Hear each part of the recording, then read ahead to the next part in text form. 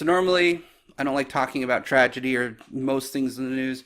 I like to deconstruct the arguments because that's the most fun to me. I like taking what they thought, trying to examine it as if it's my thoughts, and then deconstruct them in a way that it helps me understand what the hell they're thinking and why. And I have a few things planned around that area that I really want to demonstrate and show. I'm trying to bring some guests on for that. It's rather difficult. Times, places, nobody knows who the hell I am too. So there's a very large, how can I put it, reservation against talking to people because you never know if you might be exposed for something or somebody's going to use you to demonstrate something negative. I mean, the journalists and media people do it all the fucking time, right? They'll take a clip out of context, say somebody said something at one point in time, and run their narrative to the ground and take that person down with them, basically. The journalist feels no regret or remorse toward this, but they do it anyways. Which kind of brings me to my point. There was a tragedy at the beginning of this year. I mean, I'm gonna talk about a few things that happened in 2019, but this is at the top of them because this is one of the first things that happened. Jasmine Barnes was shot and killed. A small little girl in the back of a car that was shot up in a drive-by, essentially. I mean, what else was it, right? So the first thing we know, everybody jumps to the conclusion of race, including the mother. She immediately pointed to, it was a white male in his 40s, looked kind of like Eminem, apparently. Which is entertaining to me, because she immediately assumed it was a white man. Camera footage in the area showed a white man speeding away from the scene in a red truck. So why not, right? Jump to that interracial thing. The moment that was mentioned, every news outlet in America jumped on it like nobody's business. It went international. People on the other side of the world heard about it. Gun debate started a little bit, but mostly it was, oh my God, these white people killing black folk again and all this other nonsense. It doesn't matter about statistics. None of that matters. It doesn't matter that it happens more often in the opposite direction. It doesn't matter that you're talking about this happening maybe a couple hundred times a year, usually over stupid shit from like disputes to robbery to, I mean, drug deals, you name it. It does happen because we do live together in a mixed, pluralistic society of a sense. I'm not going to say multicultural because we are not. We are a mixed society, not multicultural. But it happens rarely, but it does happen. And it's something, it's nice to know, but it's useless information, to be honest. I mean, one person killed another. That's pretty much all you need to know. Does it really matter if one was white and one was black? Not really. Not anymore. It used to matter because there were racist assholes that would do just that. They would go and hang a kid because he happened to look at a white woman. That shit happened. That shit stopped 50 years ago and hasn't happened in a very long time. In fact, that's half of a generation right there. We live around 80 years. That's half of a generation. Bernie Sanders was alive when the last person was lynched. That's how long ago this was. It just bewilders me.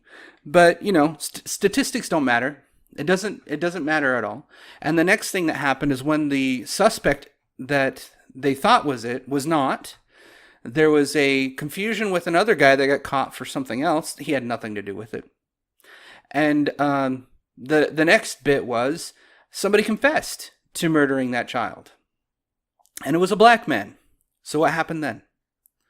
Because it wasn't interracial, because it wasn't about race anymore, because you could not prove that it was about race if it's two black people killing each other, everyone immediately shut up.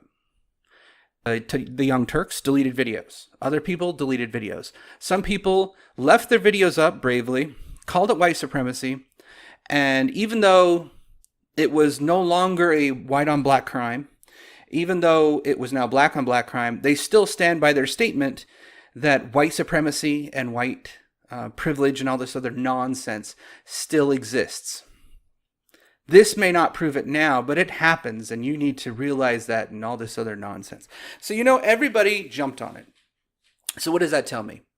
Racism is still alive and well throughout all countries. Doesn't matter. I'm not going to say just America. It's everywhere. It's absolutely everywhere. Anybody that ran this story, you're probably racist. I'm just going to put it out there. The only reason I'm covering it is because I was looking at the aftermath. I was analyzing it and watching behaviors. I wanted to see who did what after.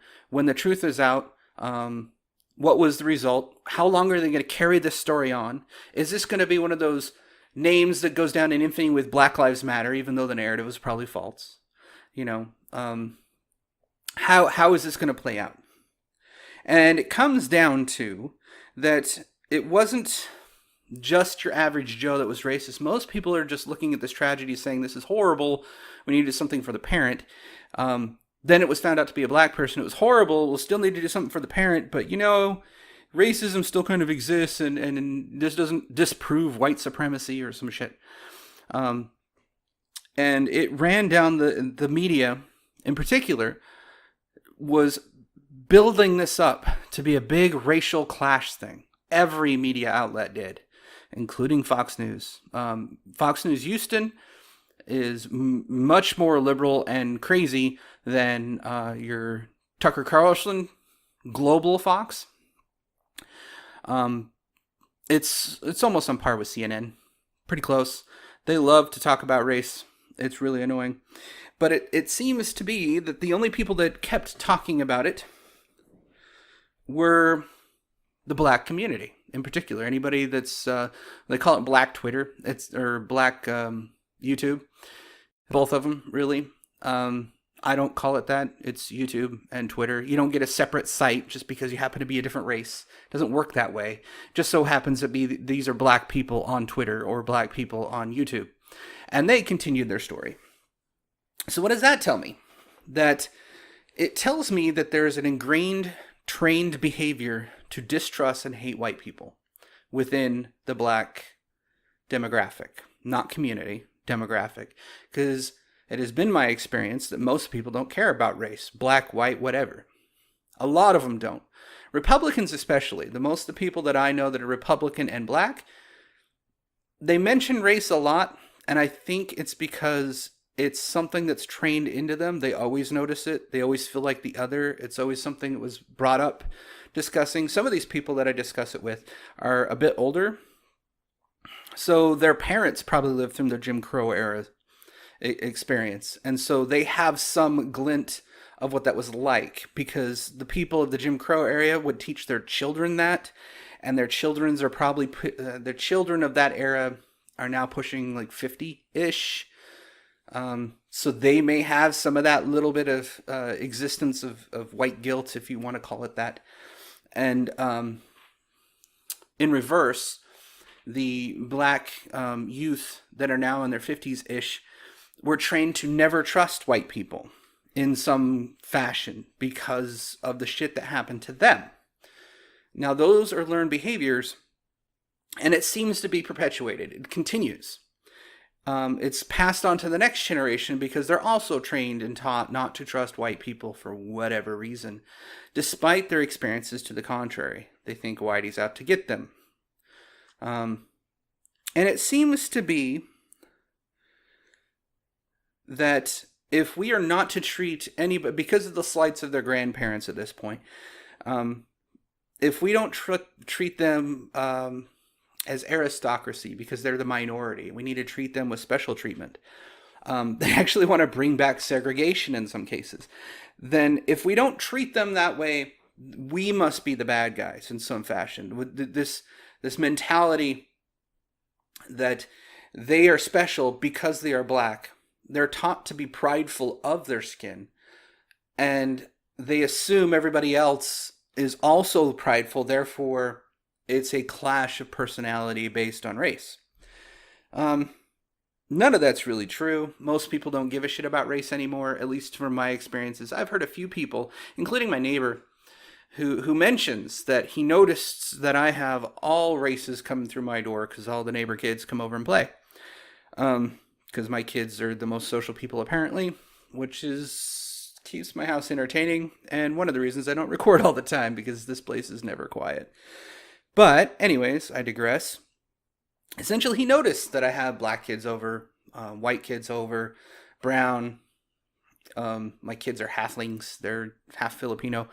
And they continue.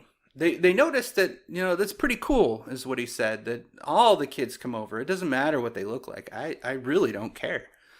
I care if you behave or not. I care if you're a good kid or not. And I care what type of character you have. And that's the way I was raised and trained to be.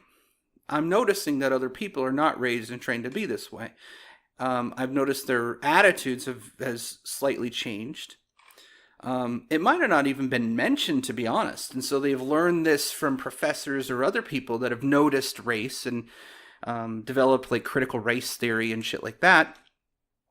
All of which I've covered in other videos. And so this is a learned and trained behavior to be essentially racist while pretending not to be racist, and trying to act like you're virtuous toward race, which is a weird thing to do, because then you're acting differently and treating them differently based on their race, which is kind of, it's not overt racism, but it's pretty damn well close.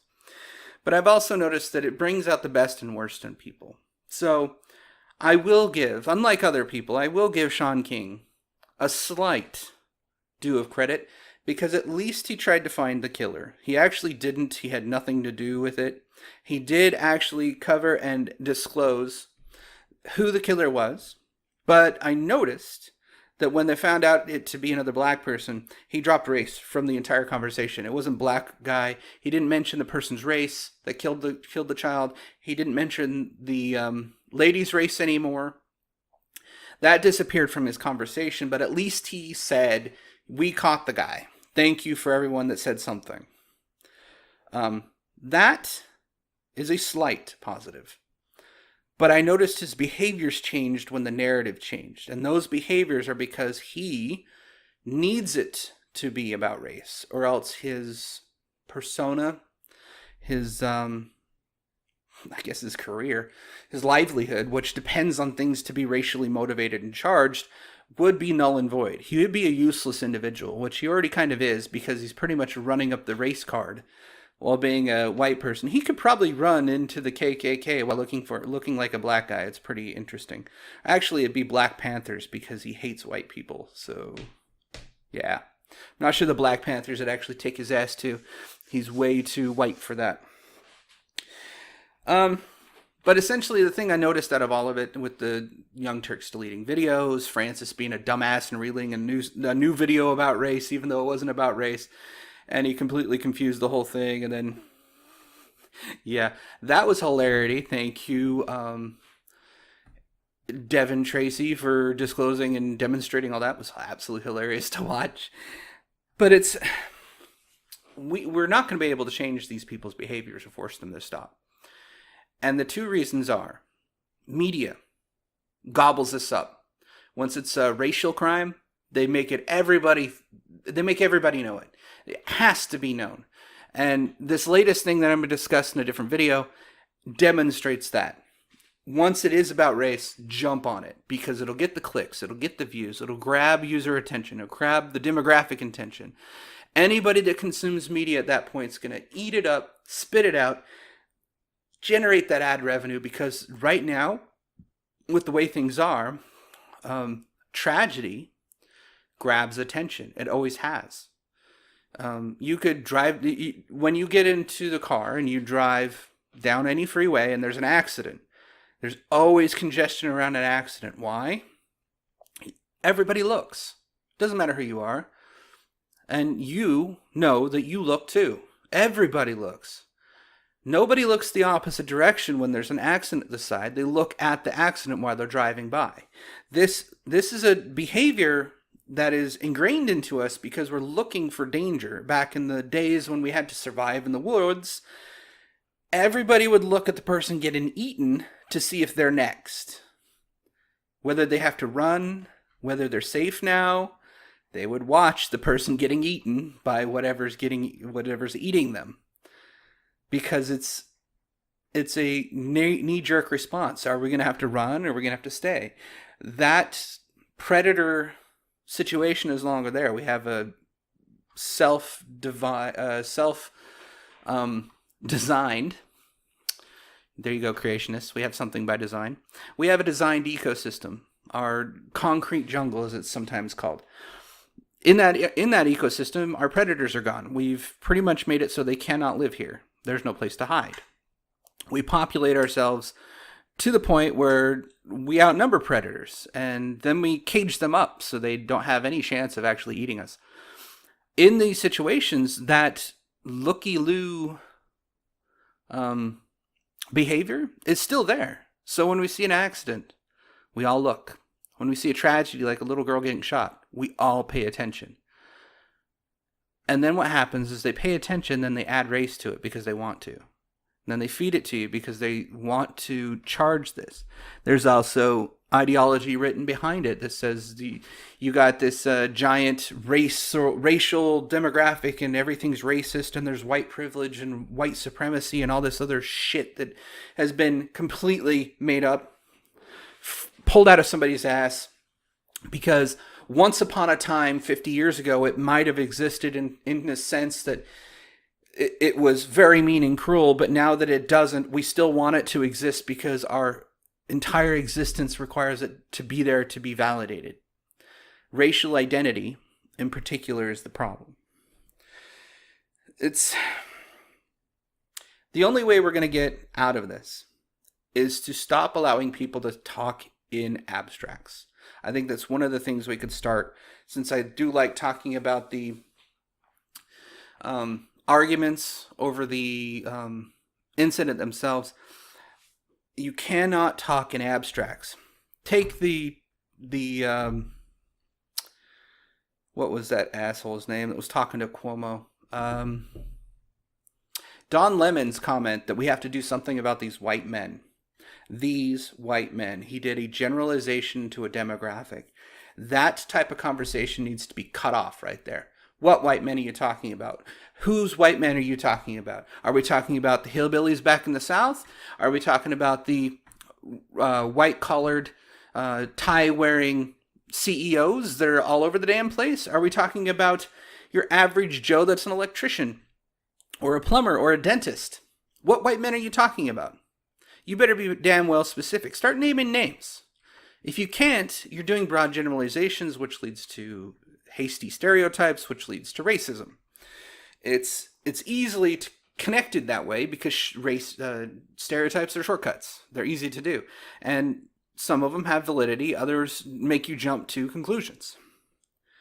So don't allow it. Black people do this. No, not all. The whole idea that hashtag not all exists is because hasty generalizations are a bad thing. Also, you cannot take an average and apply it to an individual. That is called the law of averages. It doesn't work. Just because we have a bell curve of different IQs, as an example, because that's the one that's always used by race realists, taking an individual out of that curve could be on the dumb end, could be on the really smart end, or the average, or it could be on the really smart end. On all demographics. You don't know where that one person sits. You can make a general guess. You'll probably be wrong. Almost guaranteed you'll be wrong. And just because they're not really good at logic solving or maybe puzzle solving at that point, because that's what those tests really kind of are, doesn't mean they're any less intelligent. They might be smart in other areas. Anyways, the only way we're going to get out of this, I think, is to devalue race in general. We need to deconstruct, as the terms are used, we need to deconstruct their narrative. Pick it apart. Write some articles. Be specific. Make them well known. We need to do this kind of thing viral. And we need to be louder than they are. Another thing that needs to happen is we need to take over their organizations. Now, they run it all right now. It's easy to go take over a CEO's position, per se. I could run a few. That'd be fun. Let me sit on the board of directors. I'll flip that ship around real quick.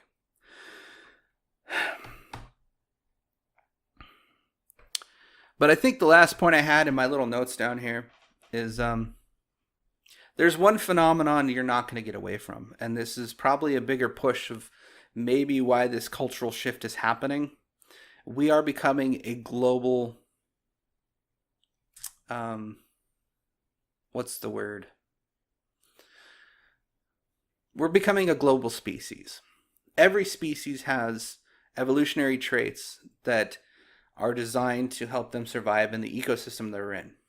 We no longer have that issue. But our evolutionary traits carried over from when we did have that issue because it wasn't too long ago that we had to survive. In fact, some people still do. That is going away. We are a global society. What won't unify us in this global society is having multivariate cultures. So this multiculturalism experiment that they're doing in the EU and whatever will not work.